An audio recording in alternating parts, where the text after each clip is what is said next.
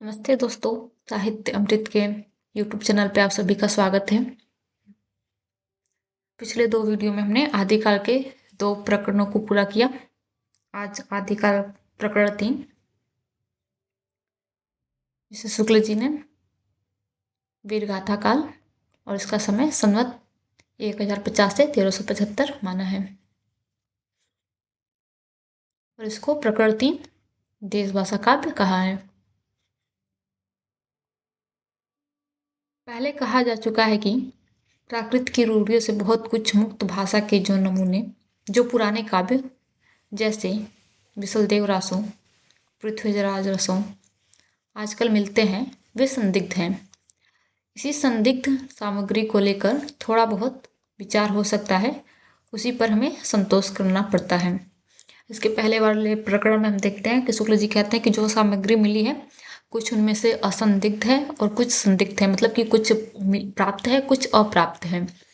तो इस प्रकरण में कहते हैं जो संदिग्ध सामग्री है उसी को लेकर थोड़ा बहुत विचार हो सकता है, क्योंकि जो असंदिग्ध है उस पर तो विचार ही नहीं करेंगे। इतना अनुमान तो किया जा सकता है कि प्राकृत पढ़े हुए पंडित ही उस समय कविता नहीं करते थे।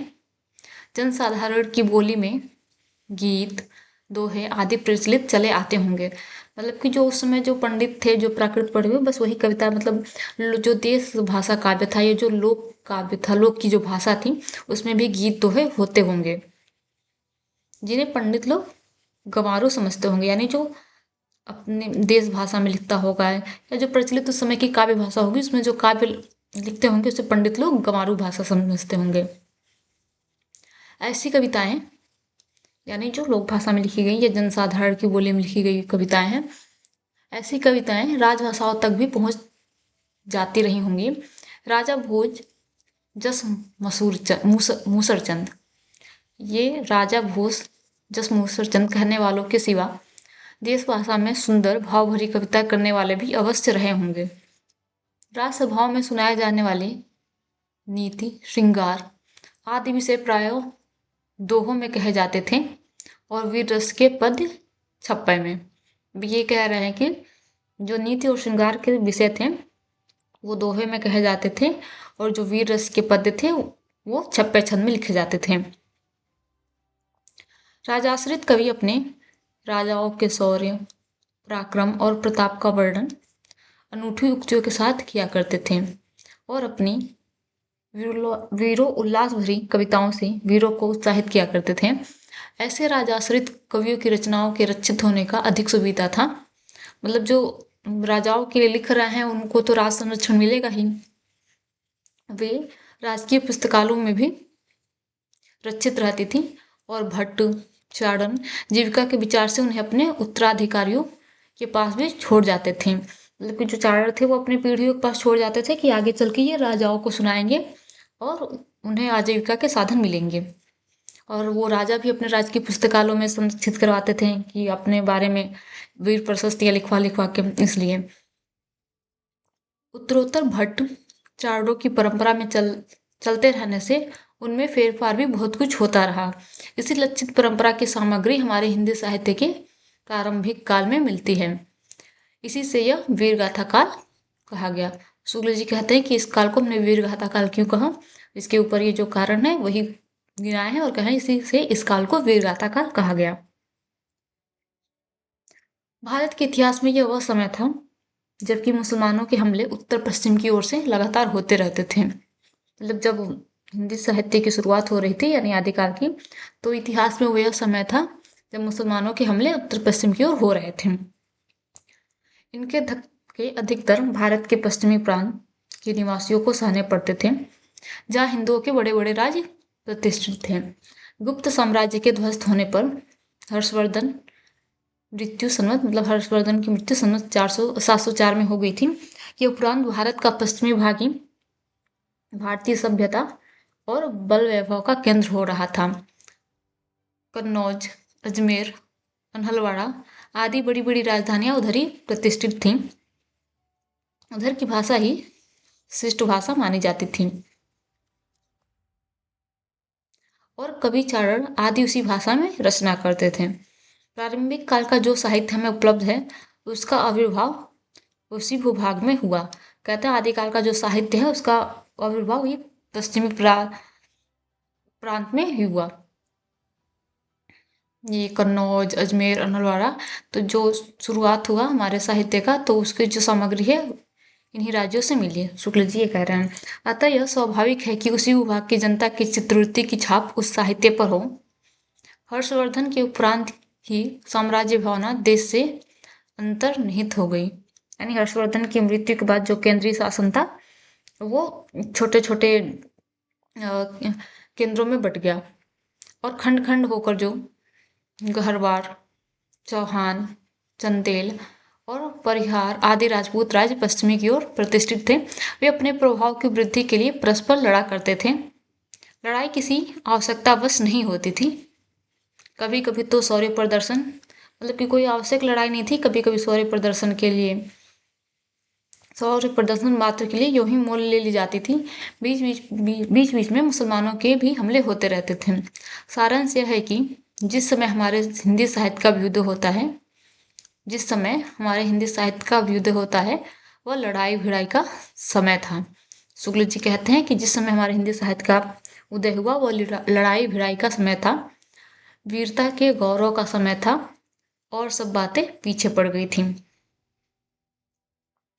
महमूद गजनवी मृत्यु संवत 1087 के लौटने के पीछे गजनवी सुल्तानों का एक हाकिम लाहौर में रहा करता था और वहां से लूटमार के लिए देश के भिन्न भिन्न भागों पर, विशेषतः राजपुताने पर चढ़ाइयाँ हुआ करती थीं।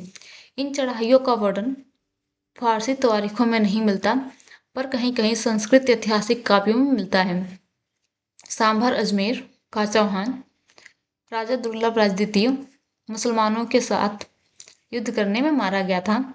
अजमेर बसाने वाले अजय देव ने, तो अजमेर को बसाया था अजय देव ने, मुसलमानों को परास्त किया था। अजय देव के पुत्र अर्णोराज आना के समय में, इसी अर्णोराज ने आना सागर की स्थापना की थी, के समय में मुसलमानों की सेना फिर पुष्कर की घाटी लांघ कर उस स्थान पर जा पहुंची जहां अब आना सागर है। अर्णोराज ने उस सेना का संहार, बड़ी भारी विजय प्राप्त की। वहां मलच्छ मुसलमानों का रक्त गिरा था। इससे उस स्थान को अपवित्र मानकर वहां अर्णोराज ने एक बड़ा तालाब बनवा दिया जो आना सागर कहलाया। तो आना सागर अर्णोराज ने बनवाया था, और किस लिए बनवाया था शुक्ल जी बता रहे हैं। आना के पुत्र विशलदेव विग्रहराज चतुर्थ के समय में वर्तमान किशनगढ़ राज्य तक मुसलमानों की सेना चढ़ाई, जिसे परास्त कर विशलदेव आर्यावर्त से मुसलमानों को निकालने के लिए उत्तर की ओर बढ़ा। उसने दिल्ली और झांसी के प्रदेश अपने राज्य में मिलाए और आर्यावर्त के एक बड़े भूभाग से मुसलमानों को निकाल दिया। इस बात का उल्लेख दिल्ली में अशोक लेख वाले शिवालिक स्तंभ पर खुदे हुए विशलदेव के विक्रम संवत 1220 के लेख से पाया जाता है। शहाबुद्दीन गौरी की पृथ्वीराज पर पहली चढ़ाई संवत 1247 के पहले भी गौरियों की सेना ने नारोल पर धावा किया था, पर उसे हार कर लौटना पड़ा था। इसी प्रकार महाराज पृथ्वीराज के मारे जाने और दिल्ली तथा अजमेर पर मुसलमानों का अधिकार हो जाने के पीछे भी बहुत दिनों तक राजपुताने आदि में कई स्वतंत्र हिंदू राजा थे जो बराबर मुसलमानों से लड़ते रहते थे। इनमें सबसे प्रसिद्ध रणथंभौर के महाराज हमीरदेव हुए, जो महाराज पृथ्वीराज चौहान की वंश परंपरा में थे। वे मुसलमानों से निरंतर लड़ते रहे और उन्होंने उन्हें यानी मुस्लिमों को कई बार हराया था। सारांश यह कि पठानों के शासनकाल तक हिंदू बराबर स्वतंत्रता के लिए लड़ते रहे। ये कह रहे हैं, मतलब दिखा रहे हैं कि हिंदी साहित्य की जब शुरुआत हुई तो ये लड़ाई भिड़ाई का समय था, सब लड़ते, मतलब हिंदू राजा और मुसलमान आपस में लड़ते रहते थे। राजा भोज की सभा में खड़े होकर राजा की दानशीलता का लंबा चौड़ा वर्णन करके लाखों रुपए पाने वाले कवियों का समय बीत चुका था। ये कह रहे हैं कि वो जब समय था कि जब राजा की दानशीलता का वर्णन करे और लाखों रुपए कमाए, वो समय बीत गया है, क्योंकि अब ये लड़ाई भिड़ाई का समय आ गया था। राज दरबारों में शास्त्रार्थों की वो धूम नहीं रह गई थी। पांडित्य के चमत्कार पर पुरस्कार का विधान भी ढीला पड़ गया था। उस समय तो जो भाट या चारण किसी राजा के पराक्रम, विजय, शत्रु कन्या हरण आदि का अत्युक्तिपूर्ण आलाप करता था, रण क्षेत्रों में जाकर वीरों के हृदय में उत्साह की उमंगें भरा करता था, वही सम्मान पाता था। तो बता रहे हैं कि कवियों का जो भाट और चाणक्य थे, वो जो ऐसे करते थे दानशीलता का, राजा की दानशीलता का, अब उनका समय बीत चुका था। अब वही है जो भाट या चारण जाकर अपने राजा का रण क्षेत्र में जाकर उनकी वीरता का उत्साह बढ़ाते थे, वही सम्मान पाते थे। इस दशा में काव्य या साहित्य के और भिन्न भिन्न अंगों की पूर्ति और समृद्धि का सामुदायिक प्रयत्न कठिन था। उस समय तो केवल वीर गाथाओं की उन्नति संभव थी। उस समय यानी जिस समय हिंदी साहित्य का अभ्युदय हो रहा था, उस समय केवल वीर गाथाओं की उन्नति संभव थी। इस वीर गाथा को हम दो रूपों में पाते हैं, दोनों रूपों में, यानी मुक्तक के रूप में भी और प्रबंध के रूप में भी। यानी जो ये भाट या चारण जो वीर गाथा वर्णन करते थे, वो दो रूपों में करते थे, जिसका पहला रूप है मुक्तक और दूसरा प्रबंध। फुटकल रचनाओं का विचार छोड़कर यहाँ वीर गाथात्मक प्रबंध काव्यों का ही उल्लेख किया जाता है। जैसे यूरोप में वीर गाथाओं का प्रसंग युद्ध और प्रेम का रहा, वैसे ही यहाँ भी था। मतलब यूरोप में जैसे वीर गाथाएं थी, उनके जो प्रसंग थे, यानी जो उनके कथानक थे, उसमें युद्ध और प्रेम था, वैसे यहाँ के भी कथानक में युद्ध और प्रेम भी रहा है। किसी राजा की कन्या के रूप का संवाद पाकर दलबल के साथ चढ़ाई करना और प्रतिपक्षियों को पराजित कर उस कन्या को हर कर लाना वीरों के गौरव और अभिमान का काम माना जाता था। इस प्रकार इन काव्यों में श्रृंगार का भी थोड़ा मिश्रण रहता था, पर गौर रूप में। श्रृंगार का तो मिश्रण रहता था, लेकिन गौर रूप में। जो प्रधान रस था या अंगीकर रस था, वो वीर रस ही था इन काव्यों का। तो इन काव्यों का जो अंगी रस माना गया, वो वीर रस था। प्रधान रस वीर ही रहता था, श्रृंगार केवल सहायक के रूप में रहता था। जहाँ राजनीतिक कारणों से भी युद्ध होता था, वहाँ भी उन कारणों का उल्लेख न कर कोई रूपवती स्त्री ही कारण कल्पित करके रचना की जाती थी। तो यहाँ पे यह है कि अगर कोई वास्तविक कारण भी, कोई अन्य कारण भी होता था लड़ाई का, तो उसमें भी किसी रूप, मतलब किसी सुंदर स्त्री का कल्पना करके और किसी काव्य की या फिर प्रबंध काव्य की रचना कर दी जाती थी। जैसे शहाबुद्दीन के यहाँ से एक रूपवती स्त्री का पृथ्वीराज के यहाँ आना ही लड़ाई की जड़ लिखी गई है। हम्मीर पर अलाउद्दीन की चढ़ाई का भी ऐसा ही कारण कल्पित किया गया है। इस प्रकार इन काव्यों में प्रथानुकूल कल्पित घटनाओं की बहुत अधिक योजना रहती थी। ये वीर गाथाएं दो रूपों में मिलती हैं, प्रबंध काव्य के साहित्यिक रूप में और वीर गीतों बैलेट्स के रूप में। साहित्यिक प्रबंध के रूप में जो सबसे प्राचीन ग्रंथ उपलब्ध है, वह है पृथ्वीराज रासो। पृथ्वीराज रासो है, वो साहित्यिक प्रबंध के रूप में है। वीर गीत के रूप में हमें सबसे पुरानी पुस्तक विसलदेव रासो मिलती है। ये दोनों रचनाएं बहुत महत्वपूर्ण हैं। और किस रूप में मिलती हैं ये भी, तो सबसे वीर गीत के रूप में सबसे पुरानी पुस्तक विसलदेव रासो है और प्रबंध के रूप में पृथ्वीराज रासो। यद्यपि उसमें समय अनुसार भाषा के परिवर्तन का आभास मिलता है। जो रचना कई सौ वर्षों से लोगों में बराबर गाई जाती रही हो, उसकी भाषा अपने मूल रूप में नहीं रह सकती। इसका प्रत्यक्ष उदाहरण आल्हा है, जिसके गाने वाले प्रायः समस्त उत्तरी भारत में पाए जाते हैं। तो आल्हा खंड कहते हैं, इसका प्रत्यक्ष उदाहरण है कि कोई भी भाषा अपने मूल में नहीं रह सकती, जो लोक में है वो रचना। क्योंकि लोक में शब्द परिवर्तन होता रहता है कुछ समय बाद, तो वो रचना भी अपने मूल रूप में नहीं रह पाती है। यहाँ पर वीर काल के उन ग्रंथों का उल्लेख किया जाता है जिसकी या तो प्रतियां मिलती हैं या कहीं उल्लेख मात्र पाया जाता है। ये ग्रंथ रासो कहलाए। ये जो वीर गाथात्मक ग्रंथ थे, ये ग्रंथ रासो के नाम से जाने गए। कुछ लोग इस शब्द का संबंध रहस्य से बतलाते हैं, पर विसलदेव रासो में काव्य के अर्थ में रसायन शब्द बार बार आया है, अतः हमारी समझ से इसी रसायन शब्द से होते होते रासो हो गया। तो शुक्ल जी का मानना है जो रासो है वो रसायन शब्द से बना है, बहुत बार परीक्षाओं में पूछा गया है। और ये किस रचना के आधार पर मानते हैं, तो ये विशलदेव रासो के में जो रसायन शब्द आया है उसके आधार पर मानते हैं कि रासो शब्द की उत्पत्ति यहीं से हुई है, रसायन से। पहला खुमान रासो। सन 810 और 1000 के बीच में चित्तौड़ के रावल खुमान नाम के 3 राजा हुए हैं। कर्नल टॉड ने इनको एक मानकर इनके युद्धों का विस्तार से वर्णन किया है। उनके वर्णन का सारांश यह है कि कालभोज बप्पा के पीछे खुमान गद्दी पर बैठा, जिसका नाम मेवाड़ के इतिहास में प्रसिद्ध है और जिसके समय में बगदाद के खलीफा अल मामून ने चित्तौड़ पर चढ़ाई की। खुमान की सहायता के लिए बहुत से राजा आए और चित्तौड़ की रक्षा हो गई। खुमान ने 24 युद्ध किए और विक्रम संवत 869 से 893 तक राज्य किया।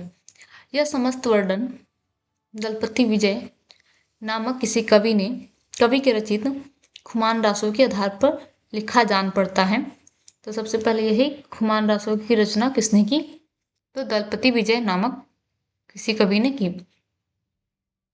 किसी कवि के रचित खुमान रासों के आधार पर लिखा गया जान पड़ता है, पर इस समय खुमान रासों की जो प्रति प्राप्त है वह अपूर्ण है और उसमें महाराणा प्रताप सिंह तक का वर्णन है, लेकिन जो प्रति मिली वो अपूर्ण मिली। कालभोज बप्पा से लेकर तीसरे खुमान तक की वंश परंपरा इस प्रकार है। कालभोज बप्पा, खुमान मत्तात, भर्तृपद सिंह, खुमान दूसरा, महायक खुमान तीसरा। कालभोज का समय विक्रम संवत 791 से 810 तक है और तीसरे खुमान के उत्तराधिकारी भर्तृपद दूसरे के समय के 2 शिलालेख विक्रम संवत 999 और 1000 के मिले हैं। अतएव 190 वर्षों का औसत लगाने पर तीनों खुमानों का समय अनुमानतः इस प्रकार ठहराया जा सकता है। खुमान पहला संवत 800 से 865, खुमान दूसरा 870 से 900 और खुमान तीसरा संवत 965 से 990। अब्बासिया वंश का अलमामू विक्रम संवत 870 से 890 तक खलीफा रहा। इस समय के पूर्व खलीफाओं के सेनापतियों ने सिंध देश की विजय कर ली थी और उधर से राजपूतानों पर मुसलमानों की चढ़ाइयाँ होने लगी थी। अतः यदि किसी खुमान से अलमाम के लिए सेना की लड़ाई हुई होगी तो वह दूसरा खुमान रहा होगा। शुक्ल जी कहते हैं जो लड़ाई हुई थी वो इन खुमान में से दूसरा खुमान रहा होगा और उसी के नाम पर खुमान रासों की रचना हुई होगी। यह नहीं कहा जा सकता कि इस समय जो खुमान रासो मिलता है उसमें कितना अंश पुराना है। उसमें महाराणा प्रताप सिंह तक का वर्णन मिलने से यह निश्चित रूप से कहा जा सकता है कि जिस रूप में यह ग्रंथ अब मिलता है वह उसे विक्रम संवत की 17वीं शताब्दी में प्राप्त हुआ होगा। शिव सिंह सरोज के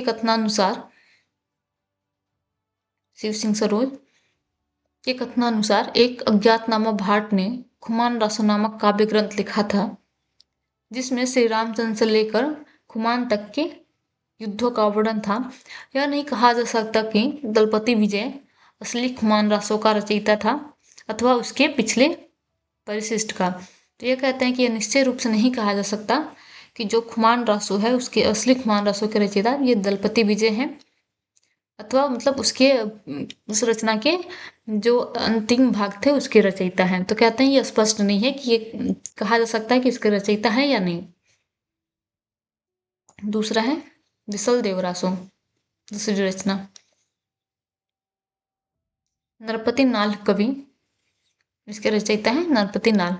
विशलदेव रासो के नरपति नाल कवि विग्रह राज चतुर्थ उपनाम विशलदेव का समकालीन था। कदाचित यह राजकवि था, यानी ये विशलदेव के राजकवि थे।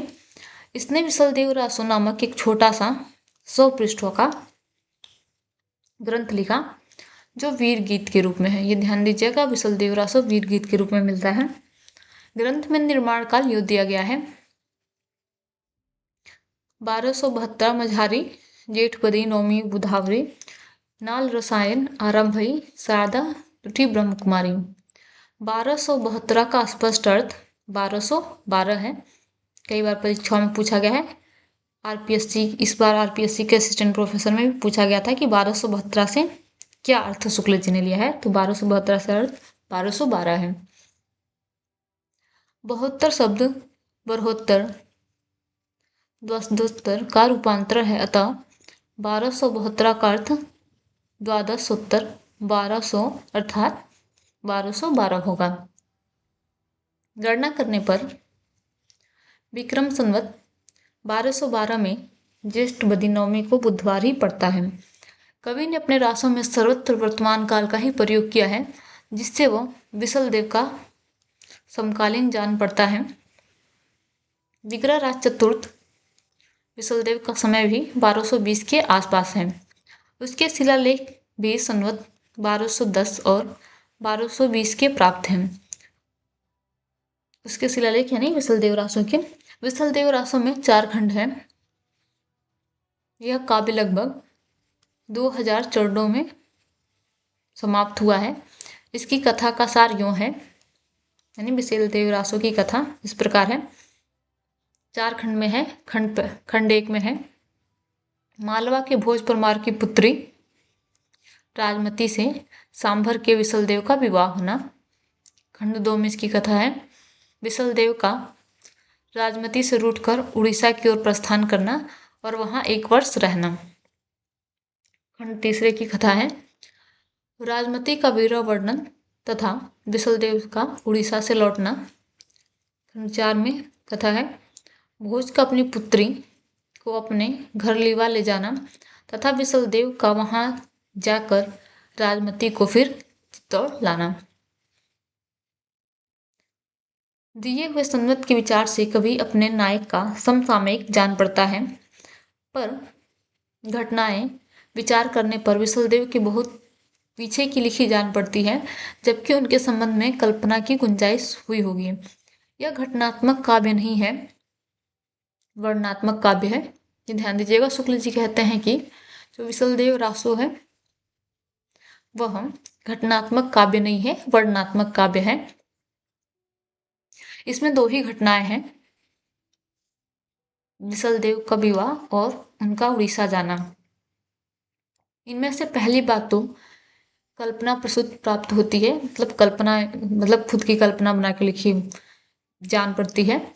विसल देव से 2 वर्ष पहले ही धार के प्रसिद्ध परमार राजा भोज का देहांत हो चुका था, अतः उनकी कन्या के साथ विसल देव का विवाह किसी पीछे के कवि की कल्पना ही प्रतीत होती है। उस समय मालवा में भोज नाम का कोई राजा नहीं था। विसल देव की एक परमार वंश की रानी थी। यह बात परंपरा से अवश्य प्रसिद्ध चली आती थी, क्योंकि इसका उल्लेख पृथ्वीराज रासों में भी है। इसी बात को लेकर पुस्तक में भोज का नाम रखा हुआ जान पड़ता है, अथवा यह हो सकता है कि धार के परमारों की उपाधि ही भोज रही हो, यानी जो धार के जो परमार थे उनकी उपाधि भोज रही हो। इस आधार पर कवि ने उसका यह केवल उपाधि सूचक नाम ही दिया हो, असली नाम न दिया हो। कदाचित इन्हीं में से किसी की कन्या के साथ विसल देव का विवाह हुआ हो।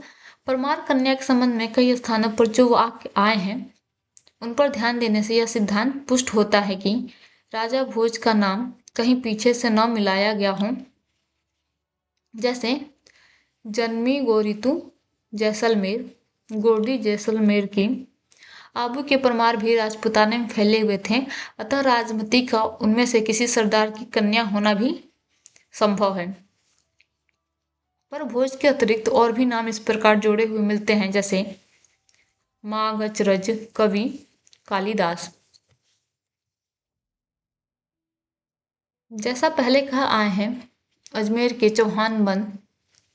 चौहान राजा विसल देव विग्रह राज चतुर्थ बड़े वीर और प्रतापी थे और उन्होंने मुसलमानों के विरुद्ध कई चढ़ाइयाँ की थीं और कई प्रदेशों को मुसलमानों से खाली कराया था। दिल्ली और झांसी के प्रदेश इन्हीं ने अपने राज्य में मिलाए थे। इनके वीर चरित्र का बहुत कुछ वर्णन इनके राज कवि सोमदेव चरित रचित ललित विग्रह राज नाटक जो संस्कृत में है, जिसका कुछ अंश बड़ी बड़ी शिलाओं पर खुदा हुआ मिला है और राजपुताना म्यूजियम में सुरक्षित है। पर नाल के इस विसलदेव में जैसा कि होना चाहिए था, न तो उक्त वीर राजा की ऐतिहासिक चढ़ाइयों का वर्णन है, न उसके शौर्य पराक्रम का। शुक्ल जी कहते हैं जो ये रचना मिलती है, तो जो संस्कृत में रचना है ललित विग्रह राज, वैसा कुछ भी मतलब उस राजा का कुछ ऐतिहासिक वर्णन ही नहीं है, ना तो उनके शौर्य पराक्रम का, ना तो उनकी कुछ लड़ाइयों का वर्णन ही नहीं है। श्रृंगार रस की दृष्टि से विवाह और रूठ कर विदेश जाने का प्रोसित पत्रिका के वर्णन के लिए मनमाना वर्णन है।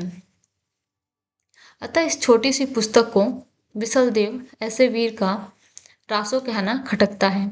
कहते हैं कि इस पुस्तक को विसलदेव रासो मतलब विसलदेव जैसे वीर पे लिखा हुआ कहना खटकता है। पर जब हम देखते हैं कि यह कोई काव्य ग्रंथ नहीं है, केवल गाने के लिए रचा गया है, तो बहुत कुछ समाधान हो जाता है। फिर आगे कहते हैं, फिर जब हम देखते हैं कि बस इसको गाना गाने के लिए ही रचा गया है, फिर हमारा समाधान हो जाता है कि कोई काव्य ग्रंथ नहीं है।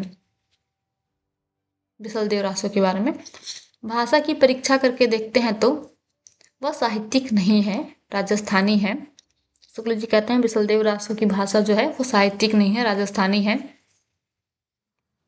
जैसे सुकई छे सूखता है, पाटन थी पाटन से, भोज तना भोज का, खंड खंडरा खंड खंड का इत्यादि। इस ग्रंथों से एक बात का आभास अवश्य मिलता है कि वह यह कि शिष्ट काव्य भाषा में ब्रज और खड़ी बोली के प्राचीन रूप का ही राजस्थान में भी व्यवहार होता था। साहित्य की समान भाषा हिंदी ही थी जो पिंगल भाषा कहलाती थी, यानी जो साहित्य की समान भाषा हिंदी ही थी और वो पिंगल भाषा कहलाती थी। विसलदेव रासो में भी बीच बीच में बराबर इस साहित्यिक भाषा हिंदी को मिलाने का प्रयत्न दिखाई पड़ता है। भाषा की प्राचीनता पर विचार करने के पहले ये बात ध्यान में रखनी चाहिए कि गाने की चीज होने के कारण इसकी भाषा में समयानुसार बहुत कुछ फेरफार होता आया है, क्योंकि वो काव्य ग्रंथ नहीं था, गाने के लिए बनाया गया था, तो वो आगे आने वाली पीढ़ियां गाती होंगी तो उसमें कुछ न कुछ हेर फेर हुआ होगा। पर लिखित रूप में रचित होने के कारण इसका पुराना ढांचा बहुत कुछ बचा हुआ है। उदाहरण के लिए मेलवी मिलाकर जोड़कर, चितः चिता में, रड़ी रण में, प्रापजयी प्राप्त हो या किया जाए, इनी विधि इस विधि, ईसौ ऐसा, बाल हो बाला का।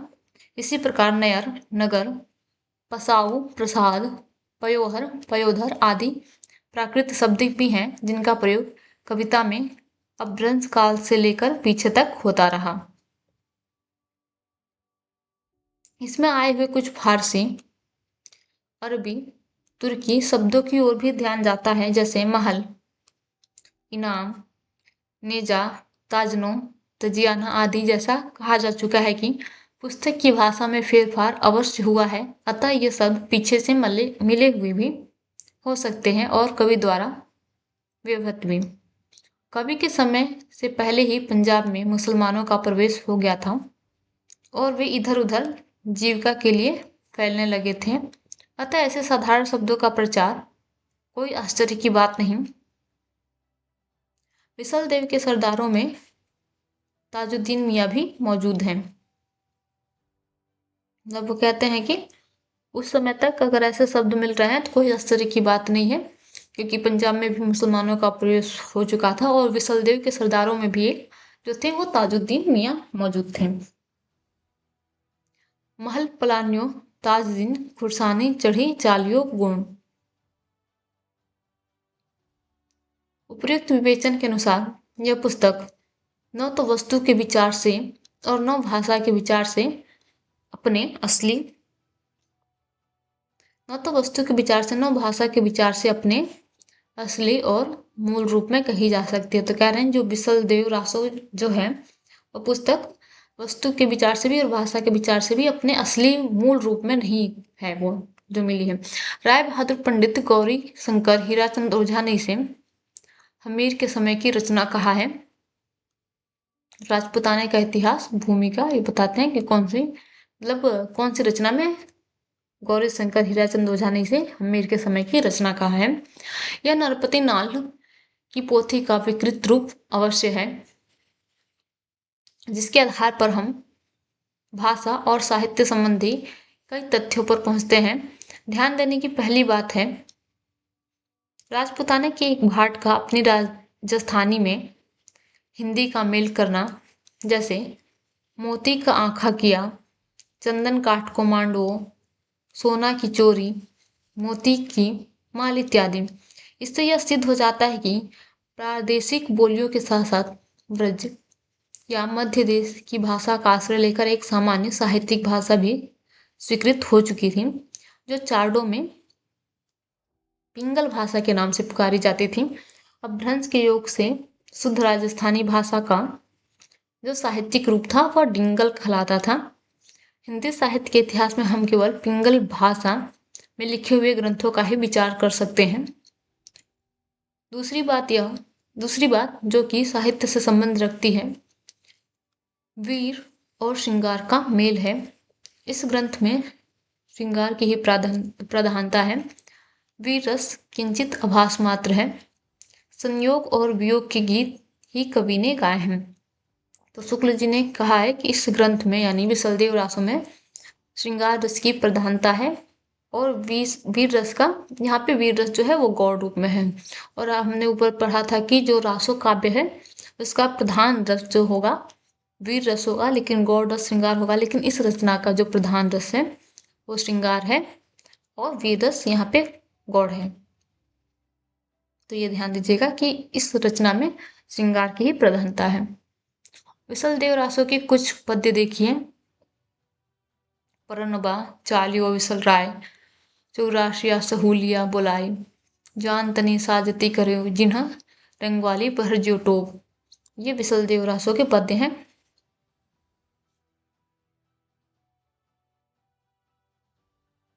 अगले कवि हैं चंद बरदाई। इनका समय है 1225 से 1249। ये हिंदी के प्रथम महाकवि माने जाते हैं और इनका पृथ्वीराज रासो हिंदी का प्रथम महाकाव्य। इन पंक्तियों से कई बार प्रश्न पूछा गया। सीधे सीधे पंक्ति उठा के पूछ देते हैं कि ये किसकी है, तो शुक्ल जी की है और ये हिंदी के प्रथम कवि माने जाते हैं। शुक्ल जी कहते हैं कि हिंदी के प्रथम महाकवि जो है वह चंद बरदाई हैं और इनका पृथ्वीराज रासो हिंदी का प्रथम महाकाव्य। तो पृथ्वीराज रासो को हिंदी का प्रथम महाकाव्य माना गया है और हिंदी के प्रथम महाकवि चंद बरदाई को माना गया है।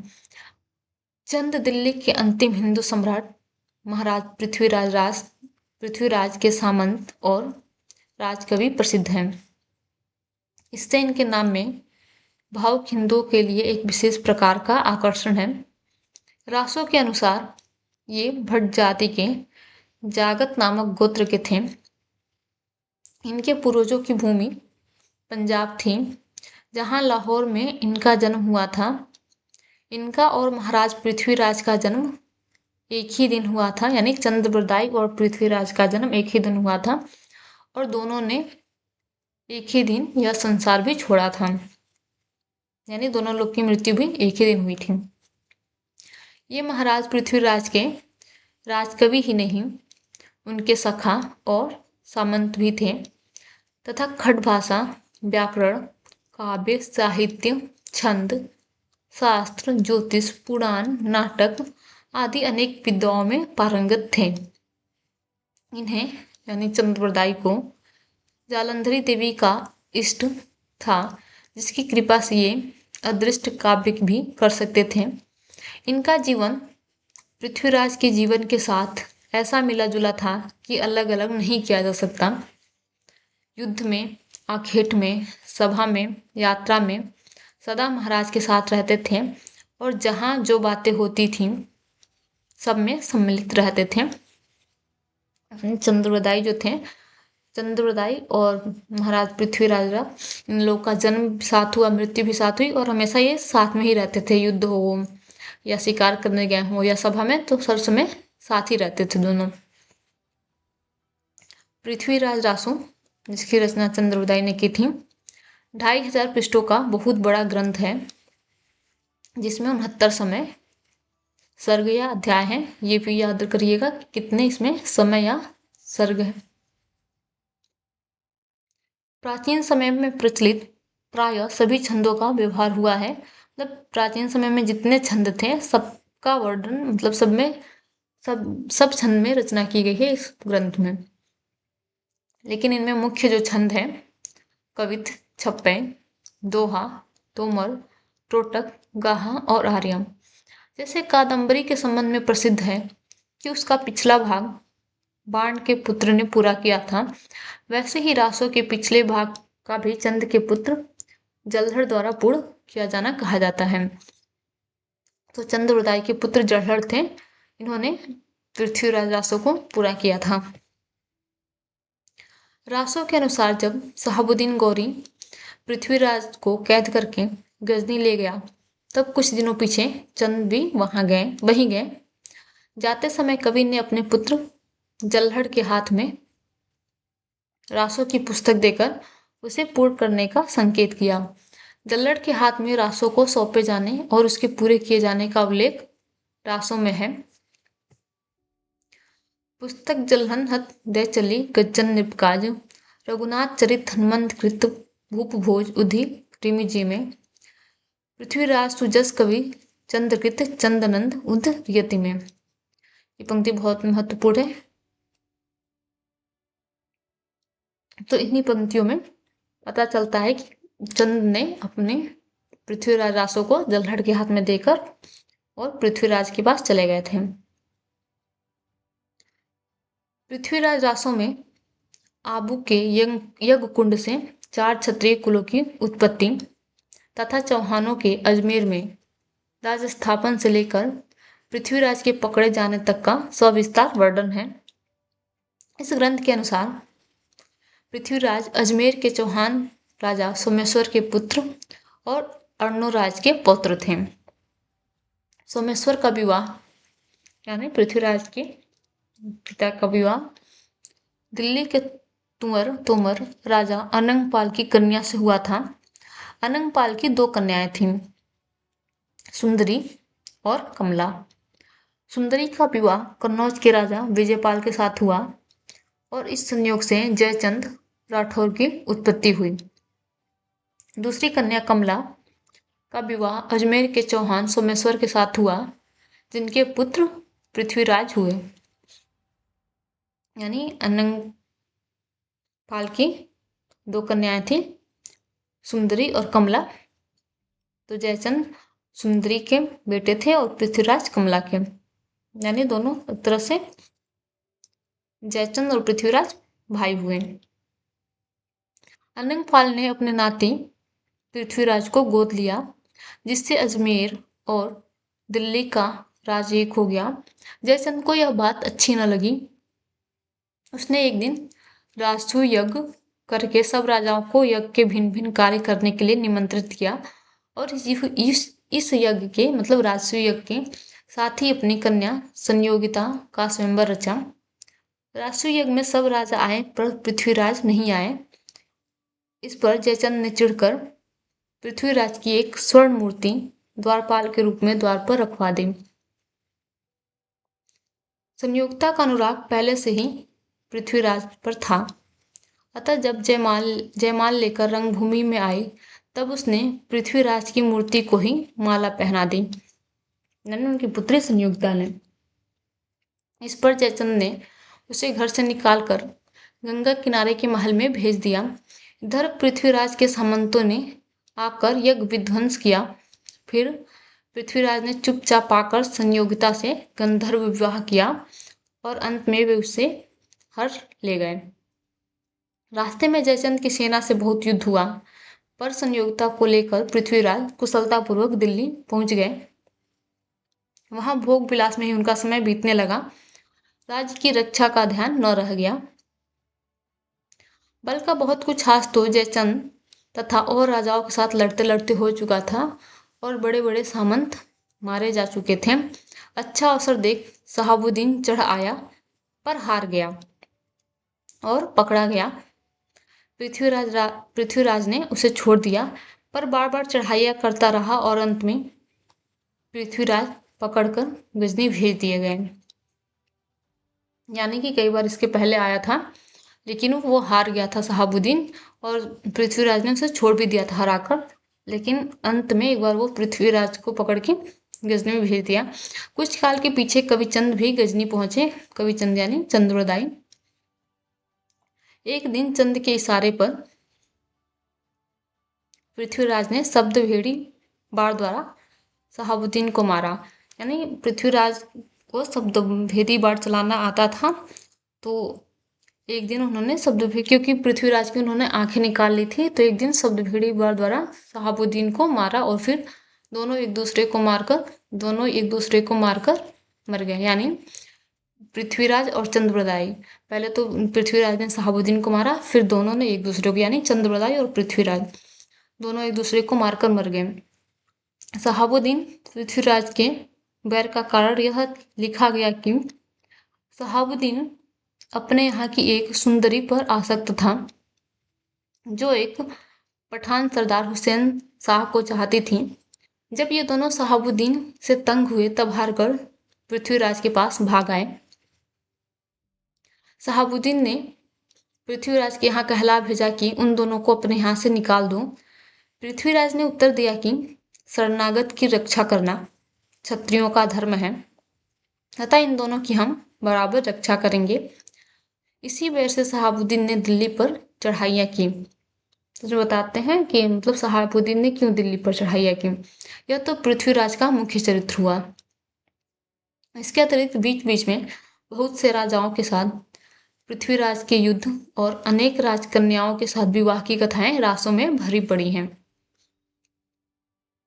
ऊपर लिखे वृत्तांत और रासों में दिए हुए सन्मतों का ऐतिहासिक तथ्यों के साथ बिल्कुल मेल न खाने के कारण अनेक विद्वानों ने पृथ्वीराज रासों को पृथ्वीराज के समसामयिक किसी कवि की रचना होने में पूरा संदेह किया है और उसे 16वीं शताब्दी में लिखा हुआ एक जाली ग्रंथ ठहराया है। तो पृथ्वीराज रासों को जाली ग्रंथ कहते हैं शुक्ल जी। रासों में चंगेज, तैमूर आदि कुछ पीछे के नाम आने से यह संदेह और भी पुष्ट होता है। प्रसिद्ध इतिहासज्ञ राय बहादुर पंडित, गौरी शंकर हीराचंद ओझा रासों में वर्णित घटनाओं तथा सन्मतों को बिल्कुल भाटों की कल्पना मानते हैं। पृथ्वीराज की राजसभा में कश्मीरी कवि जानक ने संस्कृत में पृथ्वीराज विजय नामक एक काव्य लिखा है, जो पूरा नहीं मिलता। ये रचना याद करेंगे किसकी रचना है, तो पृथ्वीराज विजय जानक कवि की रचना है और पृथ्वीराज रासों जयचंद की। एक काव्य लिखा है जो पूरा नहीं मिलता, उसमें दिए हुए सन्मत तथा घटनाएं ऐतिहासिक खोज के अनुसार ठीक ठहरती हैं। यानी पृथ्वीराज विजय की जो घटनाएं हैं या जो तिथियां हैं वो ठीक ठहरती हैं। उसमें पृथ्वीराज की माता का नाम कर्पूर देवी लिखा है, जिसका समर्थन झांसी के शिलालेख से भी होता है। उक्त ग्रंथ अत्यंत प्रमाणिक और समसामयिक रचना है। उक्त ग्रंथ यानी पृथ्वीराज विजय, ये प्रमाणिक और समसामयिक रचना है पृथ्वीराज की। उसके तथा हम्मीर महाकाव्य आदि कई प्रमाणिक ग्रंथों के अनुसार सोमेश्वर का दिल्ली के तोमर राजा अनंगपाल की पुत्री से विवाह होना और पृथ्वीराज का अपने नाना की गोद जाना, राणा समर सिंह का पृथ्वीराज का समकालीन होना और उनके पक्ष में लड़ना, संयुक्ता हरण इत्यादि बातें असंगत सिद्ध होती हैं। इसी प्रकार आबू के यज्ञ से चौहानों आदि 4 अग्निकुलों की उत्पत्ति की कथा भी शिलालेखों की जांच करने पर कल्पित ठहरती है, क्योंकि इनमें से सोलंकी, चौहान आदि कई कुलों के प्राचीन राजाओं के शिलालेख मिले हैं, जिनमें वे सूर्यवंशी, चंद्रवंशी आदि कहे गए हैं। अग्निकुल का कहीं कोई उल्लेख नहीं है। चंद ने पृथ्वीराज का जन्मकाल सनवत 1115 में, दिल्ली गोद जाना 1122 में, कन्नौज जाना 1151 में और शहाबुद्दीन के साथ युद्ध 1158 में लिखा है।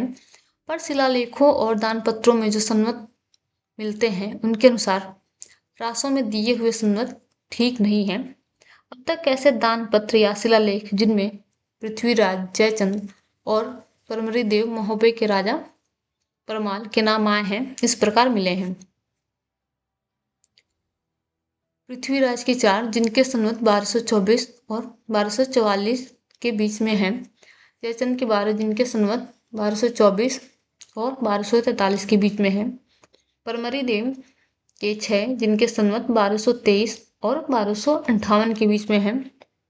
इनमें से एक संवत 1239 का है जिसमें पृथ्वीराज और परमरी देव राजा परमाल के युद्ध का वर्णन है। इन संवतों से पृथ्वीराज का जो समय निश्चित होता है उसकी सम्यक पुष्टि फारसी तवारीखों से भी हो जाती है। फारसी इतिहासकारों के अनुसार शहाबुद्दीन के साथ पृथ्वीराज का प्रथम युद्ध 587 हिजरी विक्रम संवत 1248 ईस्वी, यहाँ पे ईस्वी नहीं रहेगा, विक्रम संवत 1248 सन 1191 में हुआ।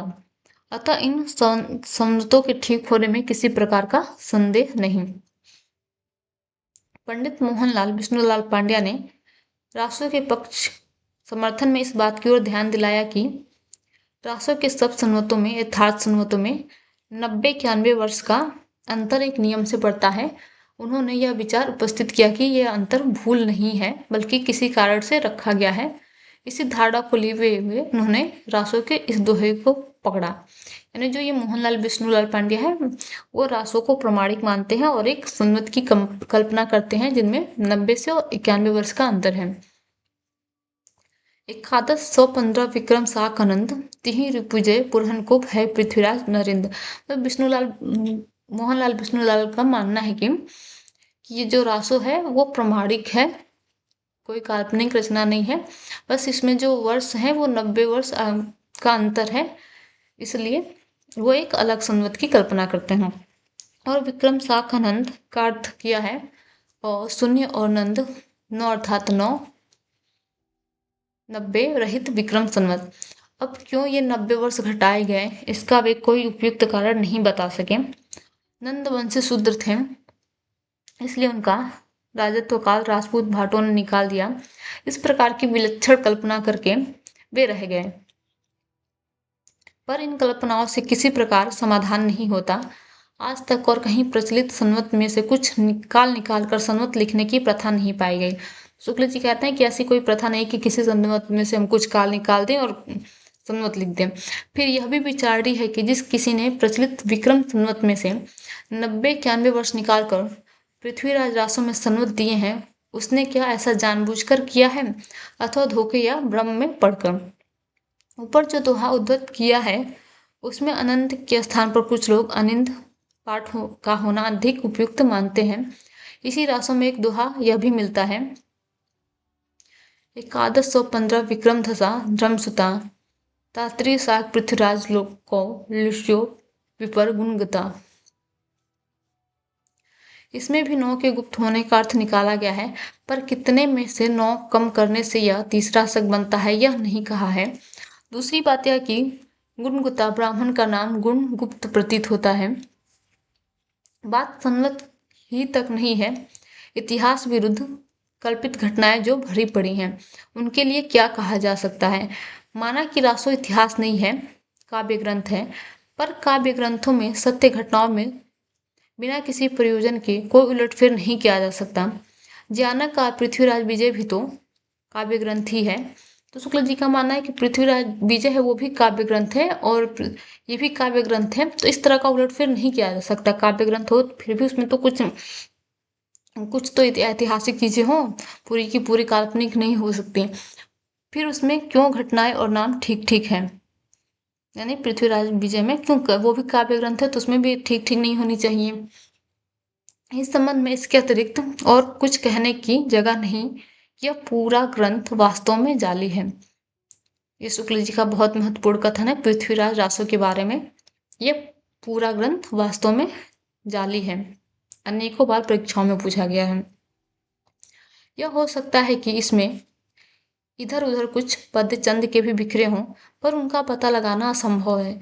यदि यह ग्रंथ किसी समसामयिक कवि का रचा होता और इसमें कुछ थोड़े से अंश ही पीछे से मिले होते तो कुछ घटनाएं और कुछ तन्वत तो ठीक होते। रहा यह प्रश्न कि पृथ्वीराज की सभा में चंद नाम का कोई कवि था या नहीं। पृथ्वीराज विजय के कर्ता जानक ने पृथ्वीराज के मुख्य भाट या बंदीराज का नाम पृथ्वी भट्ट लिखा है, चंद का नाम उसमें कहीं नहीं लिया। पृथ्वीराज विजय के 5वें सर्ग में यह श्लोक आया है। श्लोक है तनयस तनयस चंद्रराजस्य चंद्रराज इवा भवत् संग्रहम यस सुवृत्ताम सुवृत्त नवमी व्युद्धात्। इसमें यमक के द्वारा, यमक यानी यमक अलंकार के द्वारा जिस चंद्रराज कवि का संकेत है वह राज बहादुर श्रीयुत पंडित गौरी शंकर हीराचंद्र ओझा के अनुसार चंद्रक कवि हैं, जिसका उल्लेख कश्मीरी कवि क्षेमेंद्र ने भी किया है। इस अवस्था में यही कहा जा सकता है कि चंद्रोदय नाम का यदि कोई कवि था तो वह या तो पृथ्वीराज की सभा में न रहा होगा या जयानक के कश्मीर लौट जाने पर आया होगा।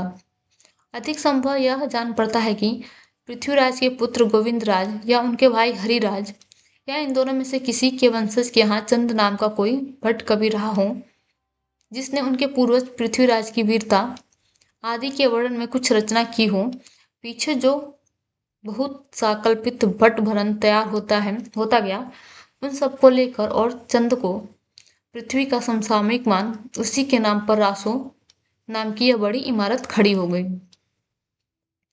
भाषा की कसौटी पर, पृथ्वीराज रासो की भाषा पे बात करते हैं शुक्ल जी। भाषा की कसौटी पर यदि ग्रंथ को कसते हैं तो और भी निराश होना पड़ता है, क्योंकि वह बिल्कुल बेठिकाने की है। उसमें व्याकरण आदि की कोई व्यवस्था नहीं है। दोहे की और कुछ कुछ कवितों की, कवित छप्पियों की भाषा तो ठिकाने की है, पर टोटक आदि छोटे छंदों में तो कहीं कहीं अनुस्वारांत शब्दों की ऐसी मनमानी भरमार है जैसे कि संस्कृत प्राकृत की नकल की हो। कहीं कहीं तो भाषा आधुनिक साँचे में ढली सी दिखाई पड़ती है, क्रियाएं नए रूप में मिलती हैं, पर साथ ही कहीं कहीं भाषा अपने असली प्राचीन साहित्यिक रूप में भी पाई जाती है, जिसमें प्राकृत और अपभ्रंश शब्दों के साथ साथ शब्दों के रूपों और विभक्तियों के चिन्ह पुराने ढंग के हैं। इस दशा में भाटों के इस वाकजाल के बीच कहाँ पर कितना अंश असली है, इसका निर्णय असंभव होने का कारण यह ग्रंथ न तो भाषा के इतिहास और न साहित्य के इतिहास के जिज्ञासु के काम का है। तो शुक्ल जी कहते हैं कि इसका मतलब इसकी भाषा भी देखे तो क्योंकि इसमें कहीं आधुनिक भाषा मिलती है, कहीं प्राकृत के शब्द मिलते हैं, कहीं संस्कृत की भाषा मिलती है। तो कहते हैं लास्ट में ये ग्रंथ न तो भाषा के इतिहास से और न ही साहित्य के इतिहास से जिज्ञासु के काम का है, क्योंकि ये पूरा का पूरा ग्रंथ जाली है। महामहोपाध्याय पंडित हरप्रसाद शास्त्री ने 1909 से 1913 तक राजपुताने में प्राचीन ऐतिहासिक काव्यों की खोज में 3 यात्राएं की थीं। उनका विवरण बंगाल की एशियाटिक सोसाइटी ने छापा है। उस विवरण में पृथ्वीराज रासो के विषय में बहुत कुछ लिखा है और कहा गया है कि कोई तो चंद के पूर्व पुरुषों को मगध से आया हुआ बताते हैं, पर पृथ्वीराज रासो में लिखा है कि चंद का जन्म लाहौर में हुआ था। कहते हैं कि चंद पृथ्वीराज के पिता सोमेश्वर के समय में राजपुताने में आया और पहले सोमेश्वर का दरबारी और पीछे से पृथ्वीराज का मंत्री सखा और राजकवि हुआ। पृथ्वीराज ने नागौर बसाया था और वहीं बहुत सी भूमि चंद को दी थी। शास्त्री जी का कहना है कि नागौर में अब तक चंद के वंशज रहते हैं, यानी जो नागौर पृथ्वीराज ने बसाया था उसमें। इसी वंश के वर्तमान प्रतिनिधि नानूराम भाट से शास्त्री जी की भेंट हुई। उनमें चंद का वंश वृक्ष प्राप्त हुआ जो इस प्रकार है। तो ये वंश वृक्ष चंद्रदाई, फिर गुड़चंद, दलचंद, सीताचंद, ये उनका वंश वृक्ष है।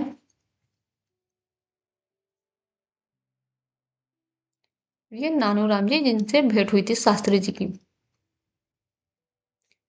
नानूराम जी का कहना है कि चंद के 4 लड़के थे, जिनमें से एक मुसलमान हो गया, दूसरे का कुछ पता नहीं, तीसरे के वंशज आम्भेर में जा बसे और चौथे जल का वंशज नागौर में चला। पृथ्वीराज रासो में चंद के लड़कों का उल्लेख इस प्रकार है। दहती पुत्र कविचंद के सुंदर रूप सुजान, एक जल गुणबारो गुण समुद्र शशिभान। पृथ्वीराज रासो में कविचंद के 10 पुत्रों के नाम दिए गए हैं। सूरदास की साहित्य लहरी की टीका में एक पद ऐसा आया है जिसमें सुर की वंशावली दी है। वह पद यह है: प्रथम हितु कथु यज्ञते भे प्रकट अद्भुत रूप, ब्रह्म राव विचारे ब्रह्मा राखो नाव अनूप, पान पे देवी दियो शिव आदि सुर सुख पाए। ये पूरा पद्य है। इन दोनों वंशावलियों के मिलाने पर मुख्य भेद यह प्रकट होता है कि नानूराम ने जिनको जलचंद की वंश परंपरा में बताया है, उक्त पद में उन्हें गुड़चंद की परंपरा में कहा गया है। बाकी नाम प्रायः मिलते हैं।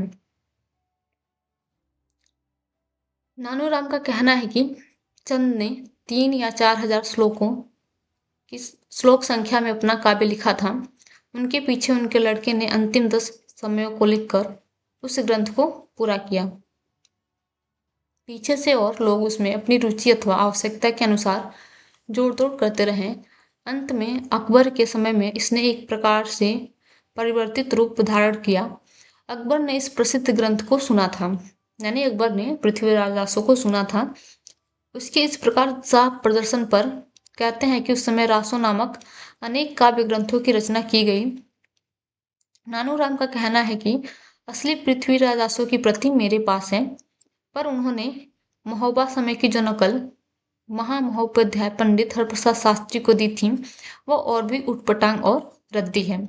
शुक्ल जी कहते हैं जो नानूराम जो उनके पृथ्वीराज चंद के जो वंशज थे नानूराम, वो कहते हैं कि असली पृथ्वीराज रासो की प्रति मेरे पास है, और उन्होंने भी दिखाई भी थी, लेकिन जो वो थी पृथ्वीराज रासो वो और भी रद्दी थी, यानी वो उसकी प्रामाणिकता पे और भी संदेह है। पृथ्वीराज रासो के पद्मावती समय के कुछ पद्य के नमूने दिए जाते हैं। हिंदुवानथम उत्तम सुदेश तह उदित द्रुग दिल्ली सुदेश, सांभर नरेश चौहान थान पृथ्वीराज तहाँ राजत भान, सांभरी नरेश सोमेश पुत्र देवदत्त रूप अवतार धात्म, जिहि पकड़ साह साह साह साहब लीन, तिहु बेर करी पानी पहीन, सिंगी निसुद्दू गुनी चढ़ी जंजीर, चुकई न सबंत विधान तीर।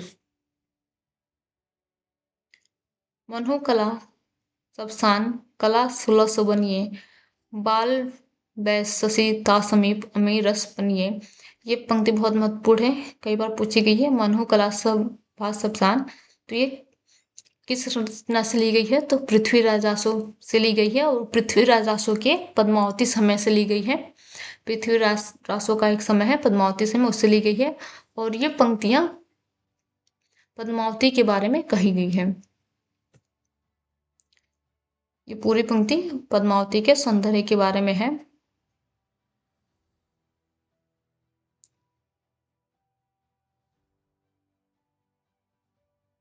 ये सारी पंक्तियां पृथ्वीराज रासो के पद्मावती समय से ही ली गई हैं।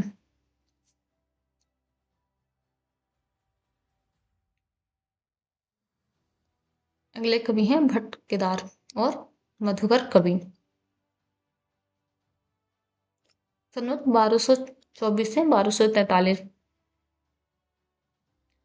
जिस प्रकार चंद्रवरदाई ने महाराज पृथ्वीराज को कीर्तिमान किया है, उसी प्रकार भट्ट केदार ने कन्नौज के सम्राट जयचंद का गुण गाया है। रासों में चंद और भट्ट केदार के संवाद का एक स्थान पर उल्लेख भी है। भट्ट केदार ने जयचंद प्रकाश नाम का एक महाकाव्य लिखा था।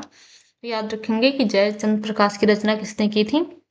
तो भट्ट केदार ने की थी, जिसमें महाराज जयचंद के प्रताप इसमें जयचंद का वर्णन है कि प्रताप और पराक्रम का विस्तृत वर्णन था।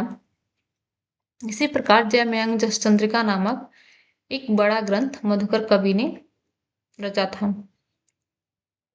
तो जयचंद प्रकाश की रचना भट्ट केदार ने की थी और जयमयंक जसचंद्रिका ने की रचना मधुकर कवि ने की थी। मधुकर कवि ने भी लिखा था, पर दुर्भाग्य से दोनों ग्रंथ आज उपलब्ध नहीं हैं। केवल इनका उल्लेख सिंहायच दयालदास कृत रठौरारी ख्यात में मिलता है। मतलब ये दोनों ग्रंथ अप्राप्य हैं, मिले नहीं हैं, बस केवल इनका उल्लेख भर मिलता है कि ये रचनाएं थीं, जो बीकानेर के राज पुस्तक भंडार में सुरक्षित हैं। यानी रठौरारी ख्यात ये बीकानेर के राज पुस्तक भंडार में सुरक्षित है। इस ख्यात में लिखा है कि दयालदास ने आदि से लेकर कन्नौज तक का वृत्तांत इन्हीं दोनों ग्रंथों के आधार पर लिखा है। इतिहासज्ञ इस बात को अच्छी तरह जानते हैं कि विक्रम की 13वीं शताब्दी के आरंभ में उत्तर भारत के दो प्रधान साम्राज्य थे। एक तो था घरवारों राठौरों का विशाल साम्राज्य, जिसकी राजधानी कन्नौज थी और जिसके अंतर्गत प्रायः सारा मध्य देश काशी से कन्नौज तक था। दूसरा चौहानों का, जिसकी राजधानी दिल्ली थी और जिसके अंतर्गत दिल्ली से अजमेर तक का पश्चिमी भाग प्रांत था। कहने की आवश्यकता नहीं कि इन दोनों में यानी घरवारों का साम्राज्य अधिक विस्तृत, धन धान्य संपन्न और देश के प्रधान भाग पर था। घरवारों की दो राजधानियां थीं, कन्नौज और काशी। इसी से कन्नौज के घरवार राजा काशीराज कहलाते थे। जिस प्रकार पृथ्वीराज का प्रभाव राजपुताने के राजाओं पर था, उसी प्रकार जयचंद का प्रभाव बुंदेलखंड के राजाओं पर था। कालिंजर या महोबे के चंदेल राजा परमाल जयचंद के मित्र या सामंत थे, जिसके कारण पृथ्वीराज ने उन पर चढ़ाई की थी। चंदेल कन्नौज के पक्ष में दिल्ली के चौहान पृथ्वीराज से बराबर लड़ते रहे। अगले कवि हैं जगनीक, सन 1203। ऐसा प्रसिद्ध है कि कलिंजर के राजा परमार के यहाँ जगनीक नाम का एक भाट थे, जिन्होंने महोबे के दो प्रसिद्ध वीरों आल्हा और उदल यानी उदय सिंह के वीर चरित्र का विस्तृत वर्णन एक वीर गीतात्मक काव्य के रूप में लिखा था, जो इतना सर्वप्रिय हुआ कि उसके वीर गीतों का प्रचार क्रमशः सारे उत्तरी भारत में, विशेषतः उन सब प्रदेशों में जो कन्नौज साम्राज्य के अंतर्गत थे, हो गया। जगनीक के काव्य का आज कहीं पता नहीं, पर उसके आधार पर प्रचलित गीत हिंदी भाषा भाषी प्रांतों के गांव-गांव में सुनाई पड़ते हैं। ये गीत आल्हा के नाम से प्रसिद्ध हैं और बरसात में गाए जाते हैं। यानी जगनीक ने जो रचना की थी वो तो नहीं मिलता है, लेकिन इनके गीत आज भी मिलते हैं और आल्हा के नाम से प्रसिद्ध हैं और बरसात में गाए जाते हैं। और ये आल्हा और उदल पे लिखे गए थे। गांव में जाकर देखिए तो मेघ गर्जन के बीच में किसी अलहैत के ढोल के गंभीर घोष के साथ यह वीर हुंकार सुनाई देगी। 12 बरिसले कुकुर जिए और 13 जिए सियार, बरिस 18 छत्री जिए आगे जीवन को धिक्कार। ये भी बहुत इंपॉर्टेंट है पंक्ति, कई बार पूछी गई है, किस रचना से ली गई है। इस प्रकार साहित्यिक रूप में न रहने पर भी जनता के कंठ में जगनीक के संगीत का वीर दर्पपूर्ण प्रतिध्वनि अनेक बल खाती हुई अब तक चली आ रही है। इस दीर्घ काल यात्रा में उसका बहुत कुछ कलेवर बदल गया है। देश और काल के अनुसार भाषा में परिवर्तन नहीं हुआ है, वस्तु में भी बहुत अधिक परिवर्तन होता आया है। यानी उसकी भाषा में ही परिवर्तन नहीं हुआ, उसकी विषय वस्तु में भी बहुत परिवर्तन हो गया। बहुत से नए अस्त्रों जैसे बंदूक, कीरच, देशों और जातियों जैसे फिरंगी के नाम सम्मिलित हो गए और बराबर होते जाते हैं। यदि यह ग्रंथ साहित्यिक प्रबंध पद्धति पर लिखा गया होता तो कहीं न कहीं राजकीय पुस्तकालयों में इसकी कोई प्रति रक्षित मिलती, पर यह गाने के लिए ही रचा गया। यह गाने के लिए ही रचा गया था, इससे पंडितों और विद्वानों के हाथ इसकी रक्षा की ओर नहीं बढ़े। जनता ही जनता ही के बीच इसकी गूंज बनी रही और यह गूंज मात्र है, मूल शब्द नहीं। तो शुक्ल जी कहते हैं कि ये जनता के बीच थी इसलिए इसका गूंज ही बस है, मूल शब्द जो लिखा गया था वो परिवर्तित हो गया। आल्हा का प्रचार यो तो सारे उत्तर भारत में है, पर बैसवाड़ा इसका केंद्र माना जाता है। तो आल्हा का जो केंद्र है वो बैसवाड़ा है, वहां इसके गाने वाले बहुत अधिक मिलते हैं। बुंदेलखंड में विशेषतः महोबे के आसपास भी इसका चलन बहुत है। इन गीतों में समुच्चय को सर्वसाधारण आल्हा खंड कहते हैं, जिससे अनुमान होता है कि आल्हा संबंधी ये वीर गीत जगनिक के रचे उस बड़े काव्य के एक खंड के अंतर्गत थे जो चंदेलों की वीरता के वर्णन में लिखा गया होगा। आल्हा और उदल परमाल के सामंत थे और बनाफर शाखा के क्षत्रिय थे। तो ये बनाफर शाखा के क्षत्रिय थे। इन गीतों में एक संग्रह आला खंड के नाम से छपा। फर्रुखाबाद के तत्कालीन कलेक्टर मिस्टर चार्ल्स इलियट ने पहले इन गीतों का संग्रह करके 60-70 वर्ष पूर्व छपवाया था। यानी इन गीतों आला खंड के गीतों का संग्रह चार्ल्स इलियट ने किया था और छपाया भी था। अगले कवि हैं श्रीधर। इन्होंने सन 1454 में रड़मल छंद नामक एक काव्य रचा, जिसमें ईडर के राठौर राजा रड़मल की उस विजय का वर्णन है। उसने पाटन के सूबेदार जफर खां पर प्राप्ति की थी। एक पद्य नीचे दिया जाता है। रचना महत्वपूर्ण है, रड़मल छंद श्रीधर की रचना है और 1454 में लिखी गई है। इसके जो पद हैं, ढमढमे ढमढमकार ढंकर ढोल ढोली जंगिया, सुर कर रही रन सन्नाई समहरी सरस रसी समरंगिया।